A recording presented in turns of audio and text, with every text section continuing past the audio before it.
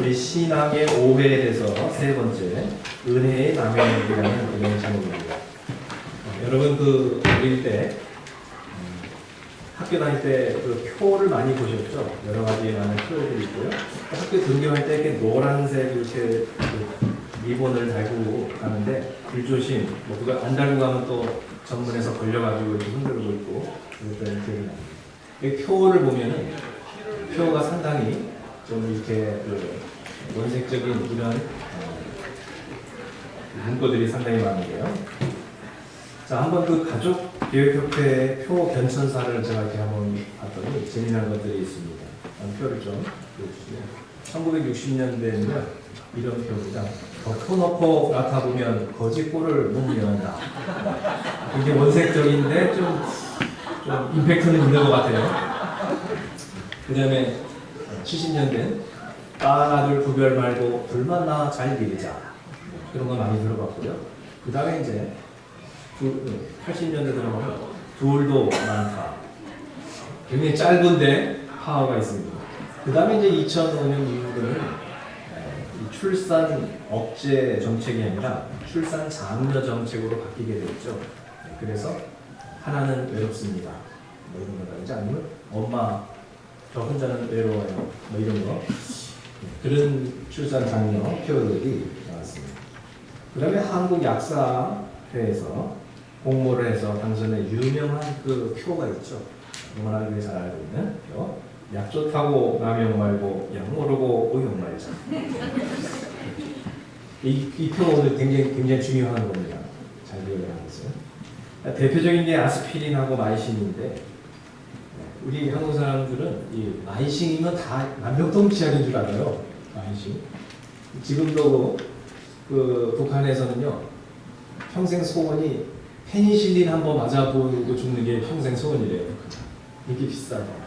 그 다음에 마이신, 아스피린, 그것도 미제, 독일제 이런 게 암시장에서 거래가 되는데 고가에 거래가 됩니다.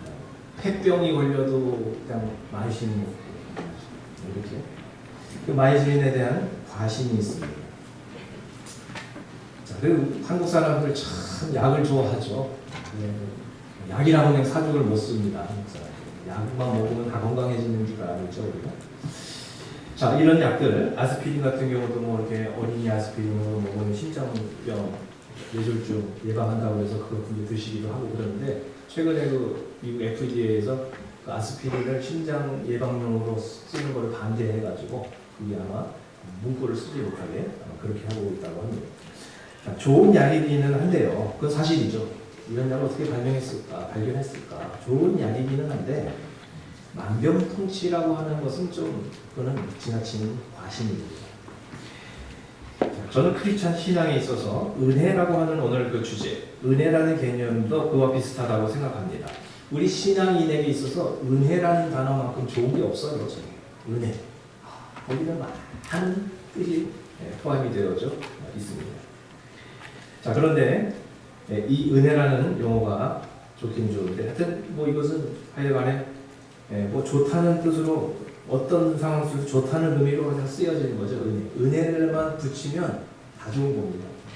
예를 들면 참 오늘 찬양이 은혜스럽다. 그 교회를 가면 은혜가 있어. 그 다음에 오늘 은혜 받았어. 심지어 오늘 참 화장이 은혜된다. 이런 식으로 별로 그냥 다 좋으면 다 은혜인 거죠. 그렇죠. 얼굴이 그럼 옆에 계신 분하고 한번 인사하겠습니다. 네, 얼굴에 은혜가 장난 아니십니다. 이런 얼굴에 은혜가 장난 아니십니다. 그 좋은 거죠. 사도 바울이 성경을 기록할 때 보면요, 제일 먼저 앞에다가 은혜와 평강이 너에게 있을지어다 항상 은혜를 축복을 합니다. 그만큼 은혜는 우리 신앙에 있어서 참 좋다라고 하는 것입니다. 이렇게 은혜가 너무나 귀한 거지만 그럼에도 불구하고 그것을 우리가 오용하고 남용할 수도 있다라고 하는 것이 오늘 주제입니다. 자, 그러면 크리스찬들은 어떤 경우에 은혜를 남용할까요? 첫째, 하나님이 주신 임무에 대해서 우리가 소극적이고 무책임한 자신의 어떤 사견에 대해서 태도에 대해서 그거를 좀 정당화하는데 은혜를 남용할 수 있다라고 하는 것입니다. 얼마 전 그 타주에 있는 어느 목사님과 통화를 했습니다. 그런데 그분이 하는 그 얘기들 속에서 이제 뭐 여러 가지 어려운 얘기, 좀 뭐 안 좋은 얘기, 그런 얘기를 많이 좀 하더라고요. 힘들다고 그러면서 지금 여러 가지가 다 어렵다. 그러면서 계속 표현을 하는데 제 귀에 조금 뭔가 거슬리는 그런 표현이 하나 있었어요. 계속 반복되는, 30초마다 한 번씩 반복되는 표현인데 좀 거슬려요. 그게 뭐냐면 그냥 주의 은혜로 미국 왔지 내가 뭐 그냥 뭐 아무것도 그냥 뭐 계산 안 하고 그냥 주의 은혜만 믿고 왔어. 지금 뭐 학비가 없는데 주의 은혜로 어떻게 주님 채워주실 거야. 그 주의 은혜로 한번 형 좀 보러 가야지. 뭐 이러면서 계속 주의 은혜 뭐 그런 표현을 쓰는데 제가 좀 불편하더라고요. 주의 은혜라는 그 표현이 저는 좀 약간 다르게 들렸어요. 우리가 이 은혜라고 하는 것을 조금 잘 사용하지 않으면 하나의 우리 신앙관의 영적 호풍 또는 신앙적 환각 이런 것들이 우리 마음에 이렇게 도사릴 수가 있다는 거죠. 좀 더 심한 그 예를 한번 들어보겠습니다. 한 10여 년 전에 제가 목회를 할 때 그 부교육자가 계셨는데 나이는 저보다 선배에서 신학교 선배고 나이도 많은데 부교육자입니다. 근데 이제 그분이 이게 뭐 얘기를 하거나 간증을 하거나 설교를 하거나 그러면 제가 볼 때는 좀 이런 표현을 써서 좀 뻥이 좀 있는 것 같아요. 그런데 이제 이런 간증을 하는 거예요. 제가 지금 하나님께 물질이 필요해가지고 기도를 간절히 드리고 있었습니다. 근데 그냥 기도를 그냥 주님 채워주실 줄 믿습니다. 기도를 하면서 간절히 기도하는데 그냥 갑자기 눈을 떴더니 방의 천장에서 막 돈다발이 쫙 가을 낙엽 떨어지듯이 20불짜리, 100불짜리 막 떨어지더라고요. 할렐루야. 그런 간증을 하는 거예요. 근데 저는 안 믿었죠, 그게. 여러분은 믿음이 좋아서 믿어지시는 분이, 저는 믿음이 참 없어요. 그런 건 잘 안 믿어지더라고요. 죄송합니다. 담임 목사 이렇게 믿음이 없어서. 근데 저는 안 믿어지더라고요. 물론 하나님이 그런 일을 하실 수도 있죠. 기적을 저는 믿습니다. 하지만 기적은 어떤 특별한 경우에 하나님이 하시는 거지, 기적이 너무 일반화되면 좀 위험하잖아요. 그래서 특히 이제 목회자는 기적에 대해서 너무 모든 사람에게 다 그걸 일반화시키면 사람들이 좀 혼동스럽고, 그런 기적을 경험하지 않은 사람은 하나님의 백성이 아니거나 믿음이 없는 사람처럼 보여지거나 그렇죠. 그래서 기적이 상식이 되는 교회에 그런 게 아니고, 기적은 기적이고요. 그것도 그대로 믿고, 상식은 또 상식대로 우리가 상식적인 사람이 되고 이성적인 사람이 되고, 두 가지를 다 해야죠. 뭐 기적이 상식이 된다 그러다 보니까 이게 완전히 상식이 몰상식화 그런 교인들 이런 모습들이 있는 거죠. 자, 마태복음 25장 26절에 보면 그래서 그의 주인이 그에게 말하였다. 악하고 게으른 종아, 너는 내가 심지 않은 데서 거두고 뿌리지 않은 데서 모으는 줄 알았다. 무엇입니까? 그 종은 나름대로는 상당히 보수적인 신앙을 갖고 있었습니다. 자, 그런데 그가 뭔가 이렇게 자신의 삶에 대해서 소극적이고 무책임한 이런 태도를 이제 이렇게 변명하는 것입니다. 그러니까 하나님께서 말씀하신 것은, 주인은 뭐라고 말씀하시는, 아무리 하나님이지만 주인이지만 이 농사꾼이 씨를 뿌리고 그걸 또 물을 주고 햇빛을 받고 그래서 또 계속 가꾸고 그렇게 해서 열매가 맺어지는 거지, 전혀 씨도 뿌리지 않고 전혀 가꾸지도 않고 비도 없고 물도 없는데 그냥 열매가 맺어지는 걸 기대하는 게, 그게 신앙 정도는 아니다. 그게 꼭 은혜는 아니다 라고 하는 그런 말씀이에요. 그것을 책망하고 있는 것입니다. 무책임하고 불성실한 신앙인의 모습을 책망한다고 그러죠. 얼마 전에 또 그 한국에서 기사를 보니까요, 집회를 하는데 말이에요. 집회를 하는데 얼마나 능력 있는 분인지, 집회를 하는데 충치를 가진 사람들이 오면 다 금리빨이 된다 막 그러는 거예요. 또 저는 그런 것도 또 잘 안 믿어져요. 저는 믿음이 이렇게 없어요. 제가 죄송합니다. 이건 잘 안 믿어져요. 물론 하나님이 그렇게 하시려고 하실 수도 있겠죠. 그러나 굳이 그게 다 일반화되면은, 그러면 우리가 일할 필요도 없죠. 그냥 기도해서 천장에서 돈 떨어지면 되는 거지. 왜 이렇게 힘들게 일을 하고 직장생활하고 사회생활하고 왜 치과 공부를 해요? 치과 의사 될 필요 없죠. 그냥 다 기도하면 충치가 근육 발라고 그러는데. 그러니까 우리가 성실하게 살아가고 이 세상 사람보다 크리스찬이 더 정말 노력하면서 이렇게 살아가려고 하는 것을 은혜라는 말로 우리가 이렇게 잘못 생각을 해서 이렇게 그런 신앙관이 형성이 된다는 거죠. 그래서 은혜스럽다라고 하는 그 의미를 사람의 노력으로 성취되는 것들을 배제한 채 오직 초자연적인 하나님의 방법만으로 이루어지는 것이라고 이렇게 오해를 하는 경우가 있습니다. 물론 그런 것을 저는 부인하지 않습니다. 그런 초자연적인 하나님 역사가 많습니다. 아직. 그러나 하나님은 인간의 이성과 노력, 우리에게 주신 재능과 이런 것들을 10% 활용해서 그거를 가지고서 최선을 다해서 안 믿는 사람보다 더 성실하게 더 모범적으로 살아가는 것을 하나님은 원하시며 그런 사람을 통해서 하나님이 일하시는 것이지 세상 사람보다 더 떨어지는 사람을 하나님의 은혜로 무조건 그렇게 하나님 역사하시는 것은 아니다 저는 생각합니다. 자, 과학 이야기를 조금만 드리려고 합니다. 과학사에 있어서 매우 중요한 하나의 그 스토리가 있죠. 천동설과 지동설. 옛날에는 천동설은 뭐냐면 이 땅은 그대로 있고 평평한데 태양이 이 지구를 이렇게 하루에 한 번씩 하늘이 움직인다는 거예요. 천동설이죠. 지구 중심설. 지구는 가만히 있다.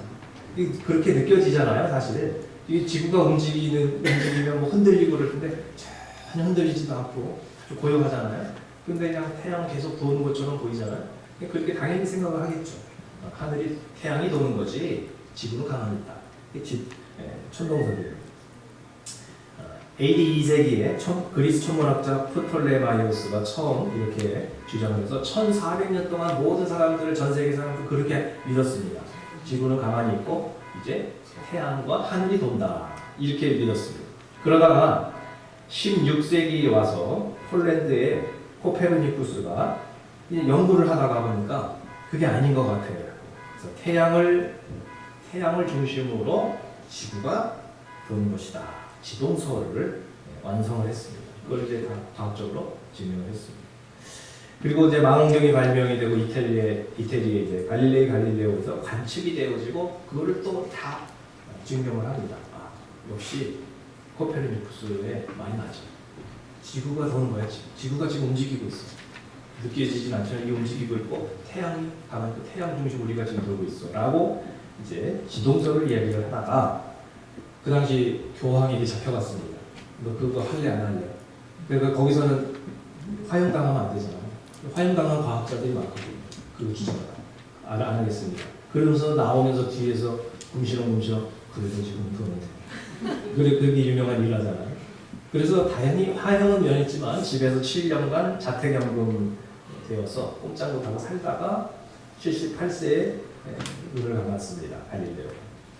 그 갈릴레오는 하여튼 괘씸한 사람으로 그렇게 낙인 찍힌 채 죽은 거죠. 그리고 나서 다시 그가 주장했던 이 지동설이 카톨릭 교회에 의해서 공식적으로 인정된 것은 350년이 지난 1992년 현대죠. 1992년 요한 바오로 2세가 교회가 갈릴레이에게 유죄를 선고했던 것은 실수였다라고 인정함으로써 공식적으로 그 과학적인 연구를 이제 인정하게 됩니다. 자, 근데 여러분 그 사람들이 오해하는 것 중에 하나가요. 저희도 좀 문헌을 보니까 오해하는 것 중에 하나가 이거예요. 왜냐면 특히 안 믿는 교회 안 다니는 사람들이 이런 오해를 많이 하죠. 무슨 오해를 하냐면 당시에 과학자들은 다 지구가 돈다고 그러는데 교인들 또는 그 교회 지도자들이 그냥 억압을 해가지고 크리스찬들만 천동설이라고 이렇게 허무맹랑한 주장을 했다라고 그렇게 생각하는 분들이 꽤 많거든요. 근데 그게 아니에요. 그 당시는 교인이든 교인이 아니든 상관없이 전부 다 천동설을 믿었어요. 지동설을 주장하는 것이 증명이 안 됩니다. 당시 과학으로. 그래서 중력이라든지 이런 물리학적인 문제를 풀 수 있는 학문적 진보가 그 당시에는 없었기 때문에 그래서 천동설을 너나 나나 다 믿은 거예요. 교인들만 믿은 게 아닙니다.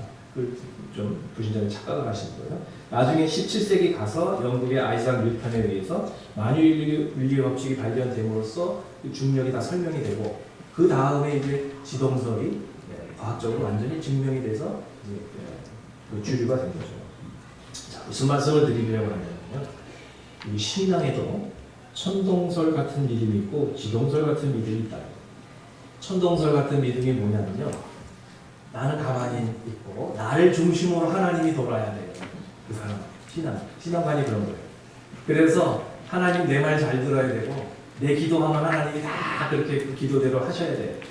그게 천동설적인 믿음이에요. 뭔가 하나님의 기적이나 신비성을 강조하기는 하는데 모든 사람이 나에게 맞춰야 되고 내 신앙관이 최고고 그 다음에 내가 생각하는 것과 다른 사람은 전부 다 잘못됐고 그런 신앙관이 있거든요.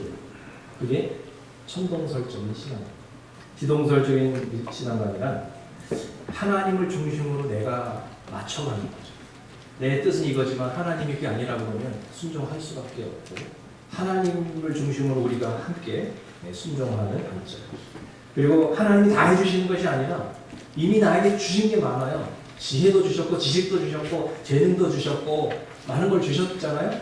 그러면 그거를 가지고 최선을 다하고 성실하게 내가 가야 된다는 거죠. 모든 걸 다 은혜라고 해서 하나님 앞에 돌려가지고 이렇게 하나님께 모든 걸 다 해달라고 때를 쓰는 것은 아니다라고 하는 거죠.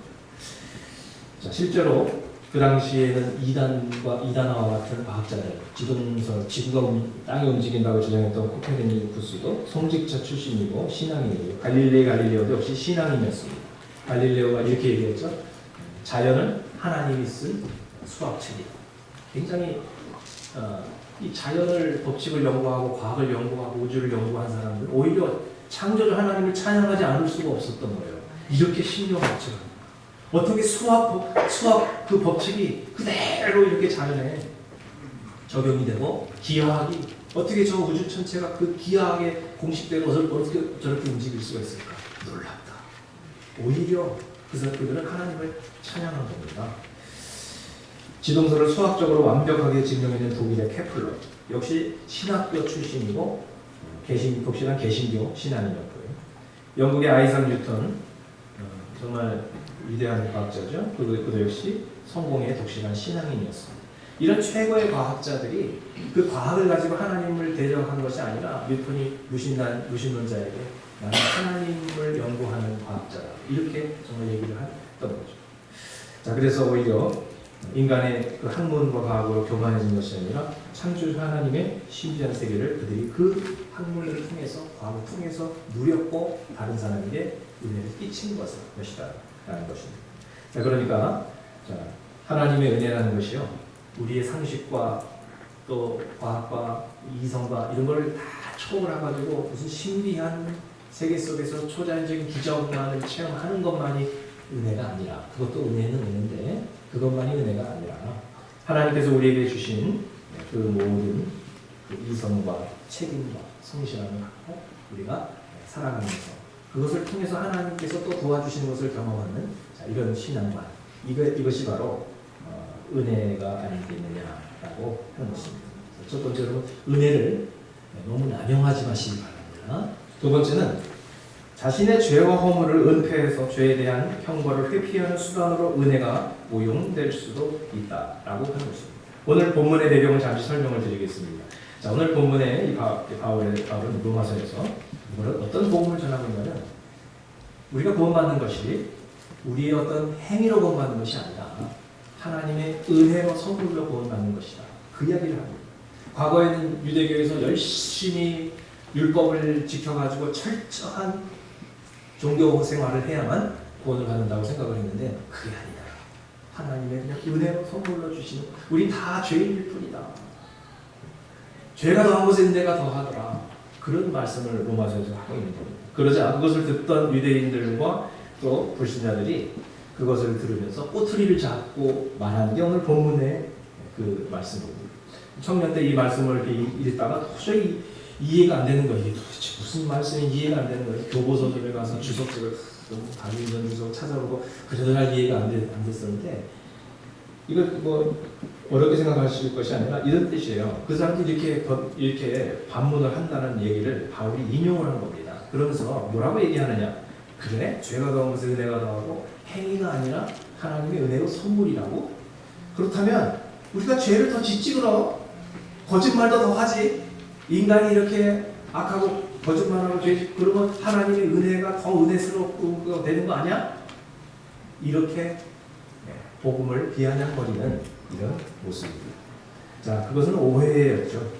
이런 은혜에 대한 오해가 사실은 그때뿐만 아니라 지금도 그렇게 오해를 하고 있는 크리스찬들이 여전히 존재하고 있습니다. 가끔 크리스찬들 가운데서 뭔가 자기가 곤란한 일을 겪으면 그것을 모면하기 위해서 이런 표현을 쓰는 경우가 있습니다. 아이, 너무 따지지 마시고 그냥 은혜로 덮으세요. 그런 얘기 많이 했잖아요. 우리가 은혜로 덮으세요. 맞습니다. 남의 허물에 대해서는 좀 우리가 관대하고 또 회개하면 용서해 주어야 마땅한 것입니다. 자, 베드로전서 4장 8절 무엇보다도 뜨겁게 서로 사랑할지니 사랑은 허다한 죄를 덮느니라. 이것이 은혜지. 그러나 남의 허물에 대해서는 관대하고 때로는 좀 알고도 모른 척 해주고 또 회개하면 용서하고 다 해야 됩니다. 그러나 자신의 죄에 대해서만큼은 우리가 엄격해야 하겠다라고 하는 것입니다. 우리 자신의 허물과 죄에 대해서는 은혜로 덮으면 안 돼요. 그걸 착각하시면 안 됩니다. 히브리서 12장 4절에 보면 여러분은 죄와 맞서서 싸우지만 아직 피를 흘리기까지 대항한 일은 없습니다. 라고 이렇게 말했죠. 그래서 대부분 우리는 이 반대로 하는 경향이 많아요. 남의 허물을 그냥 끝까지 추적해서 들춰내야 속이 시원합니다. 나의 죄에 대해서는 이리저리 이렇게 막 은혜를 덮으라는 걸 뭐 합리화시켜서 무마시켜버리려고 하고. 그러다 보니 현대교회에서 사회에 무리를 일으키는 불법을 버젓이 교회에서 자행을 하고도 그래도 그러면서도 설교하고 그러면서도 또 그런 사람들을 그런 지도들을 또 다 따라가고 그런 거예요. 사회에서 재판을 받아가지고 실형 선고를 받았는데도 불구하고 재판을 잘못했다고 이렇게 하면서 그럴 리가 없다고 이런 식으로 그게 왜 가능할까요? 그것은 우리는 은혜의 법이 적용되는 하늘의 백성이기 때문에 세상의 법이나 도덕법 우리는 초월한다라는 오해 때문에 그런 것입니다. 아무리 하나님의 백성이지만 사회법에 저촉되면 사회법에 따라서 이제 그 재판을 받고 우리가 형벌을 받게 되는 것이죠. 예를 들면 여러분 어떤 이단 정파에서 그 안에서 비도덕적인 일을 행하거나 그 안에서 실정법을 어기는 일을 한다면 그건 뭐 그 종파 안에서의 문제니까 우리가 개입할 게 아니야라고 하겠습니까? 아니죠. 그 사람들 그 이상한 사람들이 빨리 경찰 들어가서 뭐 인권을 빨리 유린하는 걸 빨리 개입을 해서 불쌍한 사람들을 건져내라고 하지 않겠습니다. 똑같은 겁니다. 안 믿는 사람이 우리를 볼 때 그런 것입니다. 교회 문제인데 왜 사회에서 이래나 저래나 하냐? 말이 안 되는 겁니다. 자, 그래서 여러분 여기 한번 그림을 한번 보시면요. 성경의 법이 있습니다. 세상의 법, 사회법, 도덕법들이 있습니다. 어떤 크리스찬들은요, 이게 서로 상충된다고 생각을 해요. 그러면서 법은 이건 전혀 별개의 세계라고 생각합니다. 우리는 이 법대로 살아갈 테니까 너희들은 너희 법대로 살아가라. 그렇게 생각을 하는데요. 그럴 수가 없는 거예요. 왜냐하면 우리도 어느 사회 속에서 살아가고 있지 않습니까? 무인도에서 사는 것이 아니잖아요. 자, 그 다음에 다음 그림 보면 대부분 성경의 법이 이렇게 있고 세상의 법이 있는데 약간만 서로 겹치지 나머지는 각자 알아서 사는 거다. 뭐 이렇게 생각하는 크리스찬들도 있고요. 자, 그런데 우리는 이런 식으로 생각을 하는 게 좋겠습니다. 다음, 성경의 법이 이렇게 있고요. 대부분 그것은 사회법이나 도덕법과 크게 상충되지 않는 것들이 대부분입니다. 사회법이 기독교의 신앙을 박해하는 그런 특별한 경우, 기독교의 가치관을 굉장히 공격하는 경우는 약간 있습니다. 그렇지만 대부분은 다 인륜에 근거한 법들이기 때문에 크게 상충되지는 않는 거죠. 우리의 법이 훨씬 더 큽니다. 그리고 그 안에 사회법, 도덕법들이 포함이 될 수가 있다고 생각합니다. 왜 이것이 중요하냐면요. 전도를 할 때 이게 상당히 중요합니다. 우리 크리스찬들이 영적인 원리를 기준으로 하나님 나라를 기준으로 살아가면서도 동시에 사회의 규례와 윤리를 무시하지 않고 준수해야만 사람들이 볼 때는 이해가 되고 전도의 문이 열리게 된다는 것입니다. 그러니까 우리는 이 세상에 있는 사회인보다 도덕적인 기준이 더 높아야지 된다.